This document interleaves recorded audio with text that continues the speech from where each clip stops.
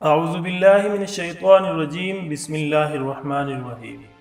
السلام علیکم خواتین و حضرات، پرسکون نیند اور آرام دہ بستر کس کی خواہش نہیں۔ دن بھر مختلف سرگرمیوں میں مصروف رہنے کے بعد رات کو جب سونے کا ٹائم آتا ہے تو ہم نرم بستر کو ترجیح دیتے ہیں، جو بظاہر ہمیں پرسکون اور آرام دہ لگتا ہے۔ لیکن کیا ناظرین آپ کو پتہ ہے یہ نرم بستر انسانی صحت سے متعلق مختلف مسائل بھی پیدا کرتا ہے۔ حضرت عائشہ رضی اللہ تعالی عنہ فرماتی ہیں کہ نبی اکرم حضرت محمد صلی اللہ علیہ وسلم کے سونے اور آرام فرمانے کا بستر چمڑے کا ہوتا تھا، جس میں کھجور کی چھال بھری ہوئی ہوتی تھی۔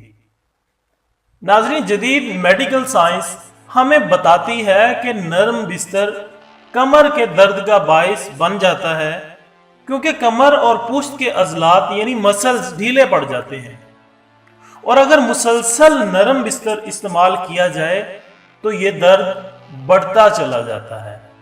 ناظرین، ہم اکثر دیکھتے اور سنتے رہتے ہیں کہ ایسے مریض جن کو کمر درد کی شکایت ہوتی ہے ان کو ڈاکٹر حضرات نرم بستر سے پرہیز کرنے کا کہتے ہیں، اور ایسا بستر جو کہ سخت جگہ پر ہو یا پھر زمین پر لیٹنے کا مشورہ دیا جاتا ہے۔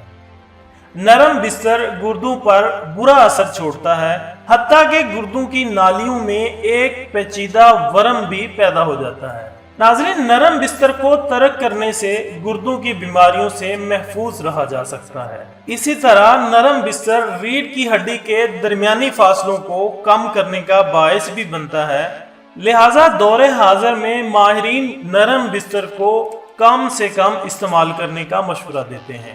اسی طرح ناظرین، بچوں کو پرورش کے دوران کوشش کی جاتی ہے کہ ان کو نرم سے نرم بستر دیا جائے۔ دراصل بچوں کی ہڈیاں نرم ہوتی ہیں، اگر انہیں نرم بستر استعمال کرایا جائے تو ان کی ہڈیاں ٹیڑھی ہو سکتی ہیں، جو کہ بعد ازاں معذوری کا سبب بھی بن سکتی ہیں۔ ناظرین، یہ تھی آج کی ایک چھوٹی سی ویڈیو۔ ناظرین، نالج فیکٹری کی یہ ایک کاوش ہے کہ نبی اکرم حضرت محمد صلی اللہ علیہ وسلم کی مبارک زندگی اور آپ کی مبارک عادات اپنے ناظرین تک پہنچائی جائیں۔ نبی اکرم حضرت محمد صلی اللہ علیہ وسلم کی مبارک عادات کو آج کی جدید میڈیکل سائنس تسلیم کرتی ہے اور ان عادات کے پیچھے چھپے ہوئے فوائد بھی ہمیں بتاتی ہے۔ ناظرین، ویڈیو سے متعلق اپنی قیمتی رائے ضرور دیا کریں۔ آپ کی رائے ہمارے لیے بہت زیادہ اہمیت کی حامل ہوتی ہے۔ ان الفاظ کے ساتھ اجازت چاہتے ہیں۔ اپنا دوستوں، رشتہ داروں اور اپنے ارد گرد کا بہت خیال رکھیے گا۔ اللہ حافظ۔